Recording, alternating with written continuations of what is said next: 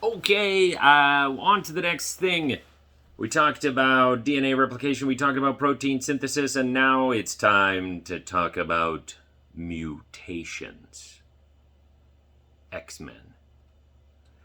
We're not really going to talk about X-Men.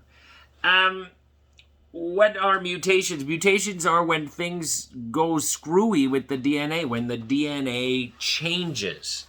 And that can happen during replication. In fact, it can happen during protein synthesis. It can happen when the DNA is just sitting there. We are bombarded constantly by cosmic rays from space. Apparently, if you're outside, you're getting hit 3 or 4 per second. Cosmic rays are hitting you 3 or 4 per second. That's a lot. And those are high energy, electromagnetic radiation, and are the bonds that are, we learned in the chemistry unit, we learned in the biochemistry unit that our bonds are these fields, these electrochemical fields, electromagnetic energy. We're made of that stuff. So every once in a while, one of those cosmic rays, but not only cosmic rays, UV rays from the sun, stuff, certain chemicals in our lives, though that's not as much. Most of the things, at least, in the West, we don't have a lot of mutagens. Mutagens are things that mutate DNA. And there are lots of kinds of mutations that you can get, but they're sort of divided into the big two big groups are what are called gene mutations and what are called chromosomal mutations. Gene mutations is when the DNA sequence changes and it affects one gene. One or two genes are affected by it. So either you have nucleotides are incorrectly transcribed, incorrectly copied or replicated when those DNA polymerases are creating the new strands during DNA replication. They make a mistake. Some organisms like bacteria and viruses make more mistakes than others. Their DNA polymerase is designed to make mistakes because mutations often are bad, but sometimes they're good. And if you have lots of offspring, if you make lots of daughter cells, you can sacrifice a number of them to bad mutations, because when you do strike upon that good mutation, it can really make you antibiotic resistant. Or if you're a virus, make you resistant to vaccines. Those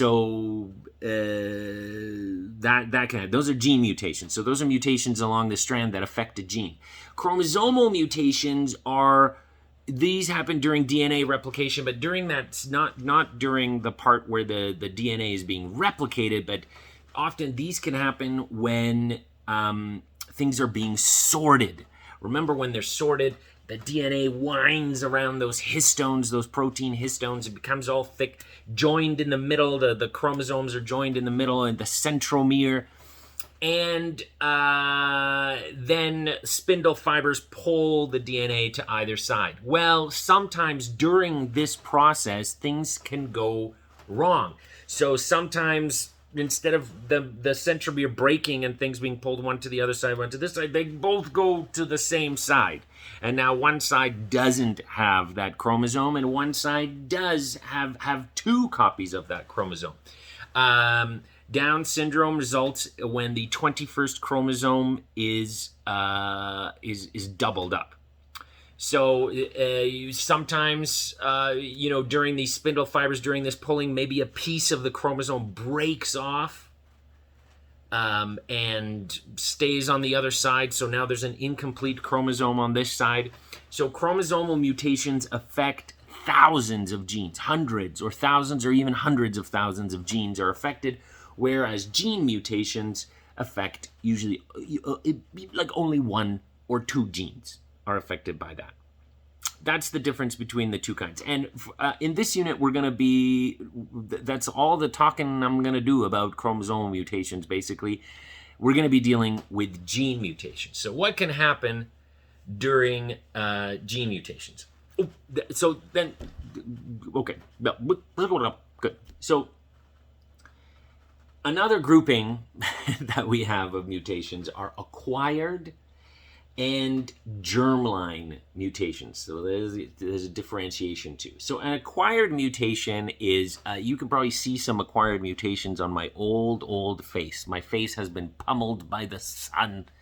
I have this sadness pouring down UV rays, and they have damaged my skin cells. And so I have freckles, I have there's a little white dot. I don't know if you can see it. It's like a weird little dot on my, so those are acquired mutations, and they happen all throughout your body. You have little mutations, and basically those are from those cosmic rays, UV rays, your cells just dividing, because every once in a while your DNA polymerase will make a mistake, and then the daughter cells, when that happens, the daughter cells will have that mistake in them.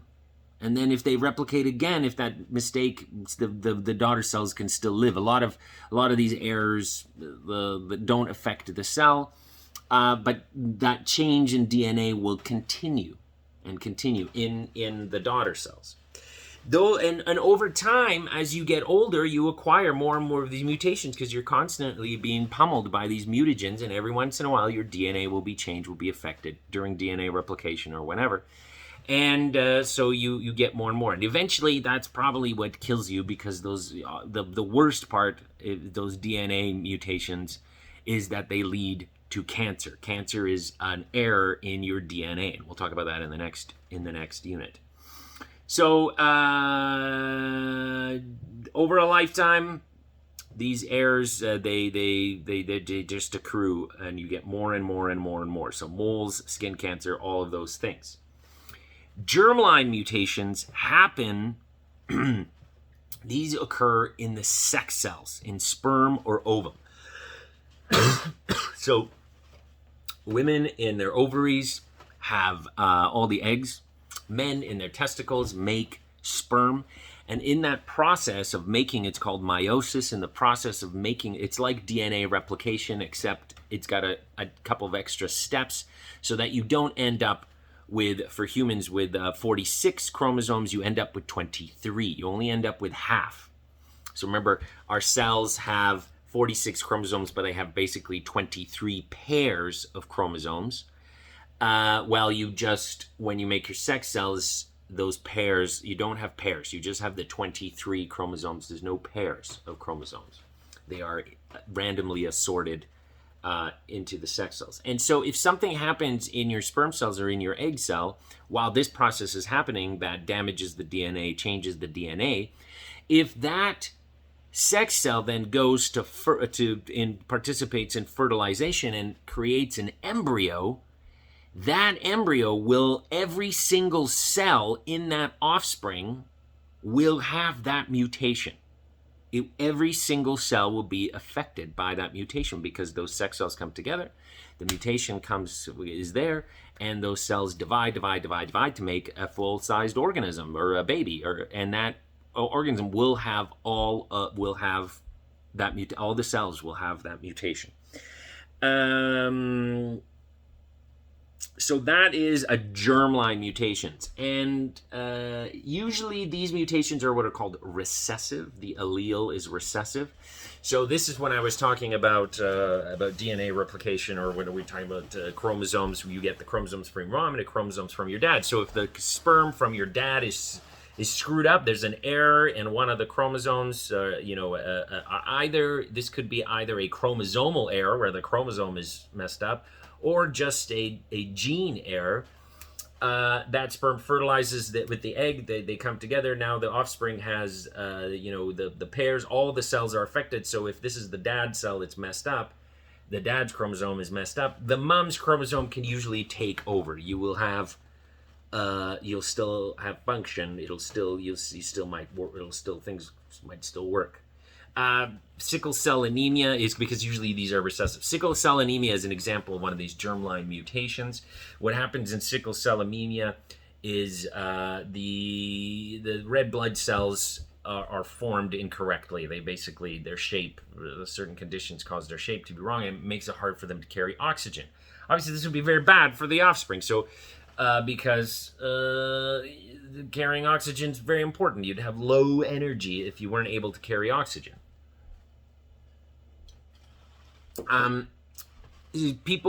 Folks who have, it'll be a mutation on a chromosome, and if your mom or your dad has a good chromosome, a good gene for sickle cell anemia, but the other parent has a bad gene for sickle cell anemia, you still actually end up showing some characteristics of sickle cell anemia, because both genes are just the way that genes work. Sometimes one can take over, one can't, but you still have function. You're still okay.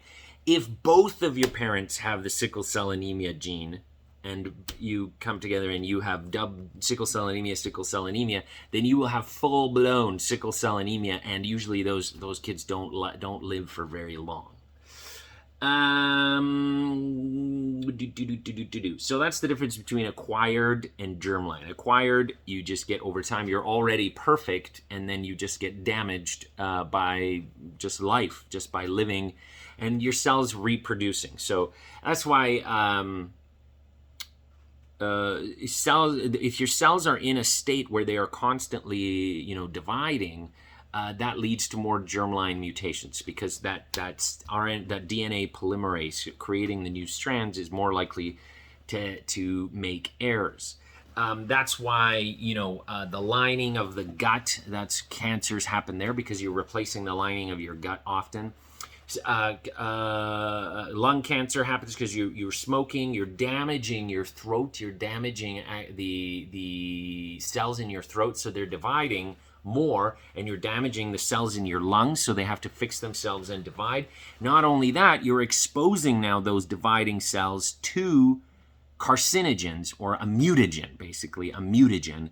So the chemicals in cigarettes damage DNA and cause DNA to change. So you're playing Russian roulette when you smoke, and you smoke anything actually. Marijuana as well has some is damaging those cells and causing them to reproduce more.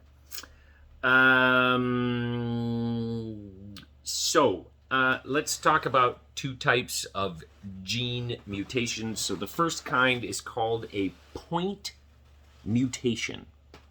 What a point mutation is, all that is just one nucleotide gets changed.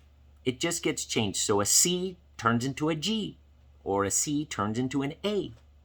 And that's it on the DNA molecule. That's a point mutation.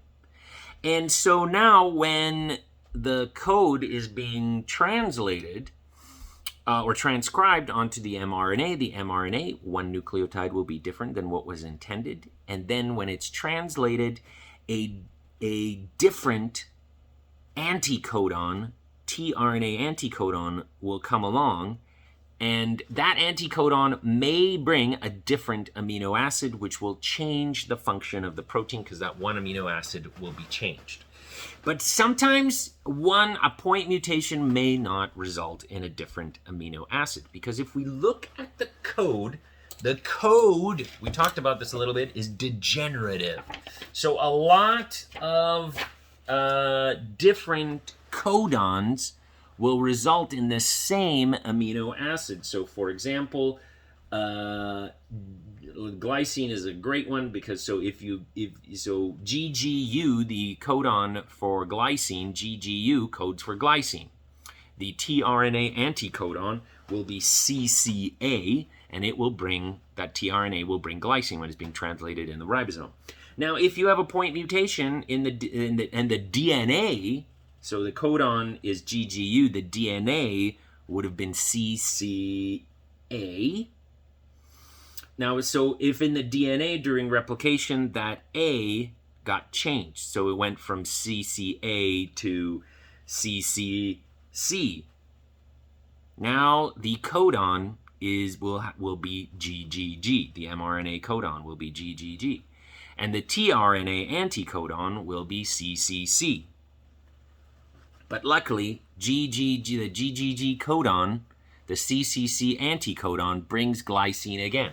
That is a silent mutation. Nothing happened. That's a point mutation that happened, because the code is degenerative. So that third spot is usually pretty safe to change. But If in our example GGU, so the DNA was CCA, if the CCA got changed to GCA, now the mRNA will be CGU,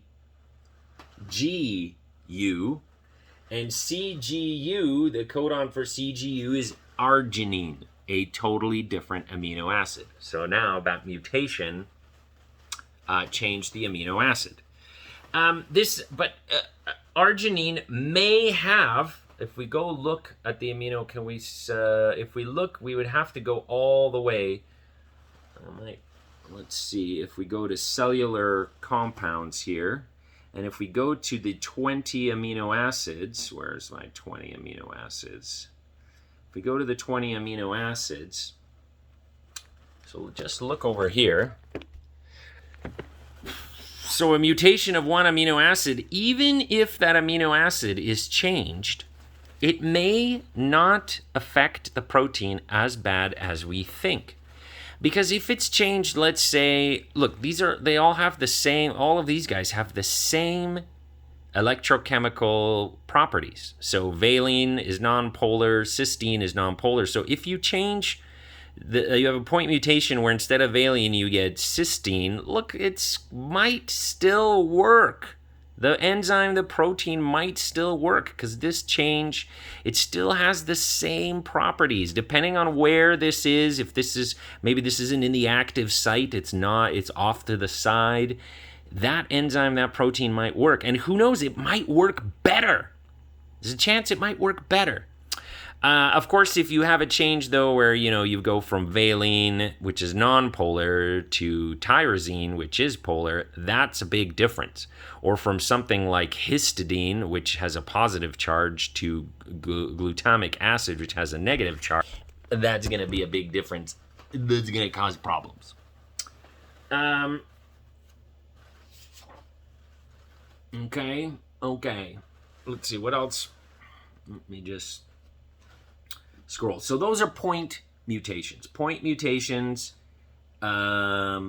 just one nucleotide in the DNA strand is changed, and it might result in the same amino acid. It might result in an amino acid that's similar, or it might result in an amino acid that is completely different and completely wrong.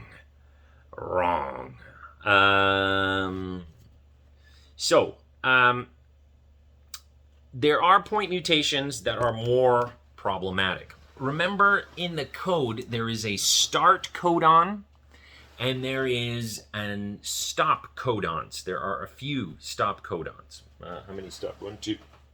There's 3. I believe there's 4. 3 stop codons. There's 3 stop codons. So if your point mutation affects the start codon, so instead of methionine coding for methionine is AUG is the start codon, that gets changed, then it will not be able to line up with the ribosome. Also, even RNA polymerase won't know where to start transcribing the gene. That gene's going to go dead. It's not going to work. It's going to be a big problem. You might also, in the regular strand, in the strand, you might get a point mutation where you change. So when you change to a different amino acid, that's called a missense mutation. But you might get a nonsense mutation. So in the middle of middle of a gene, you might change from TTC, that's the example here in the notes, to ATC. Now the codon for TTC is AAG, it's lysine, but the codon for ATC is UAG, which is a stop codon. And now what will happen during transcription, halfway through the gene being transcribed, RNA polymerase will read the stop codon and it will stop. And the rest of the gene will not be made. That kills the protein. Depending on where that stop codon is, if it's like 1 or 2 nucleotides from the end, maybe the protein will still work. Maybe. But if it's in the middle or near the beginning, that protein or enzyme is lost. So that's a nonsense mutation. It ends the chain too early. So those are point mutations when things get switched. By the way,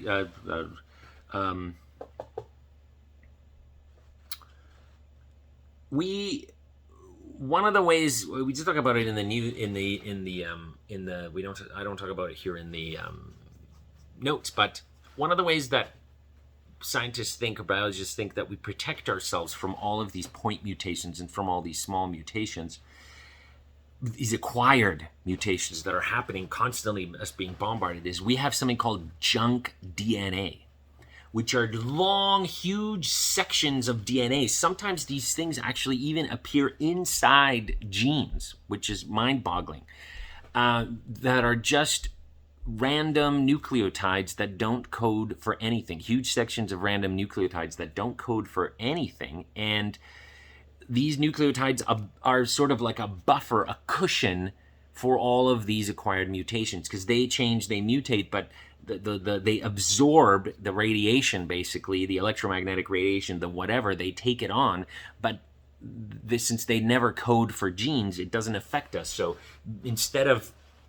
basically not all of your DNA codes for genes. Some of it is just there as sort of like a bumper against all of the damage that your DNA receives. Another kind of mutation is called a frameshift mutation. So a gene frameshift mutation. And these are always bad, very bad. Because what happens is a frameshift mutation is when a nucleotide is added or deleted. So now the numbers change. And remember, all our words are only 3 letters long. So if you add a nucleotide, you shift everything over. And during translation, only every 3 nucleotides are read. So if things are shifted over, all of the codons after the shift are going to be totally wrong, are going to be totally different, because they're all shifted over by 1. Or if there's a deletion, they're all shifted over that way. And at the end, the stop codon will be affected as well. Everything after that deletion or insertion will be affected. Unless the deletion or insertion is 3 nucleotides. Then you'll have an extra amino acids, or you'll be missing an amino acid, which is possible. An example of this, cystic fibrosis, is a deletion of 3 nucleotides, so you actually end up missing an amino acid. Most of the time, because these are so damaging, the protein will be lost, because it will be it just becomes nonsense after the insertion or deletion. And the last kind of, well, you know what? Let's just have a look. The frameshift mutation, you've got to understand what's happening. Like, so here's the normal DNA sequence: CAG, CCC, ACT. Insertion mutation. So you've inserted a T, and now look, that CCC is now, you just read 2 of them, and that one's over. You get an extra T at the end. That T moves over to the end. Everybody moves over. If this was a deletion, so that C got deleted, everybody would move over 1, and now it would be read as CCA, CT, and then nothing. There would be amino acids missing. So these are bad. Frameshift mutations are worse than point mutations, because after the frameshift, after that deletion or insertion, everything after that is going to be coded for something else, for something different. The stop codon will be destroyed. It's going to be nonsense. It's going to be garbage.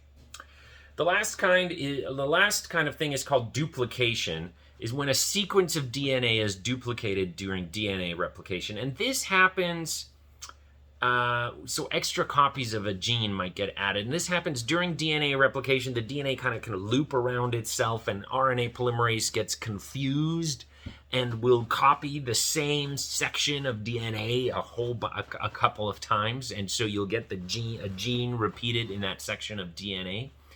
And so then when that gene is activated for transcription, for protein synthesis, extra amounts of that protein will be made, and that can be bad. That can cause problems. That can do things that you don't want to do. Our bodies regulate how much protein they use, and if having too much of a certain protein can cause problems. One of these is color blindness. Color blindness is actually a result of DNA replication, duplication. And it's on the X chromosome. And remember, we talked about this. So it's on the X chromosome. Men have just one X chromosome. Women have two X chromosomes. So that mutation affects certain guys' ability to see certain colors, because it affects the proteins in their eyes that detect color. And so as a result, and they don't have a backup, they don't have another X chromosome, one that works. So men have a much higher rate of color blindness than women do. I'm not colorblind. I see lots of colors. Okay, thing to look at, there's a really cool thing, just before I let you go, 26 minutes, oh, this video is long, I'm so sorry. So long videos. Is this awesome thing here, although for some reason the light has turned off here. You look here, look at this. This is a really good thing to look. So this is the original, see, look, if we have 3-letter words, and it shows you really well how mutations, point mutations versus frameshift mutations. So this would be original statement. His big dog was too fat. So we understand what this statement means. We got these 6 3-letter words, and we understand that we're talking about some person's dog that is really fat, and they're too fat. If we have a point mutation, so this G got changed to a B. Now it says his bib dog was too fat. So we've changed the meaning of this word here, and now we're not really sure about his dog. So what does bib mean? But we know the dog is too fat, so this might be a protein that still sort of works. Look, this part of the protein still works. This part, though, we're not so sure about. Might not work as well as this part did. If we have an insertion, now it says his big bdo gua sto ofa t. So this is a frameshift mutations. We had an insertion. We understand his big, but everything after that insertion is total nonsense. And so this protein, this enzyme, whatever it is, does not work after at all, probably. A deletion, his bid ogwas oof at, again, the same thing. After the deletion, this is a frameshift mutation. We have total nonsense. And a duplication. His big dog was too fat. And so this part of the DNA got duplicated. This enzyme still works, just not very well. We're not sure here what this means. It works maybe to his big dog. Is that the name of the dog? It still doesn't work as well, or maybe it works better. His big dog was too fat. We have to say dog twice because that's how fat the dog is. That's how mutations work. Okay, I leave you on that.